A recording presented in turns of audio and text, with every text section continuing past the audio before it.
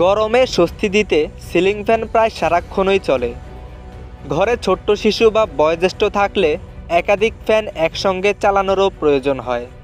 কিন্তু মাস শেষে বিদ্যুৎ বিলের অঙ্ক দেখে অনেকেরই চিন্তা বাড়ে।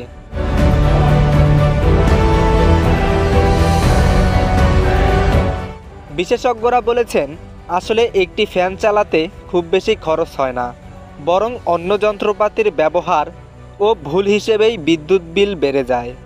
বিদ্যুৎ বিশেষজ্ঞদের হিসাবে দেখা গেছে, সাধারণত একটি সিলিং ফ্যান 70 ওয়াট থেকে 100 ওয়াট বিদ্যুৎ ব্যবহার করে। যদি ধরা হয় একটি ফ্যান 70 ওয়াটের, তাহলে এটি 1 ঘন্টায় 70 ওয়াট বা 0.07 ইউনিট বিদ্যুৎ খরচ করে। বর্তমান হিসাবে প্রতি ইউনিট বিদ্যুতের মূল্য প্রায় 60 টাকা 50 পয়সা। সে অনুযায়ী 0.07 ইউনিট ইন্টু 7.50 টাকা সমান 0.525 টাকা। অর্থাৎ 1 ঘন্টা ফ্যান চালালে খরচ হবে প্রায় 50 পয়সা। তাহলে যদি দিনে 10 ঘন্টা করে ফ্যান চলে, তবে প্রতিদিন খরচ হবে 0.7 ইউনিট ইন্টু 7.50 টাকা সমান 5.25 টাকা।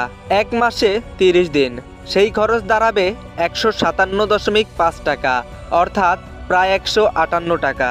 বিশেষজ্ঞরা বলেছেন, এ হিসাব থেকে বোঝা যায় ফ্যান চালানোর তুলনামূলকভাবে খরচ খুবই কম।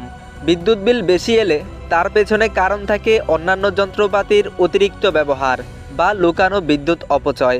সঠিক ব্যবহারে গরমে আরামও মিলবে, আবার বিলও থাকবে নিয়ন্ত্রণে।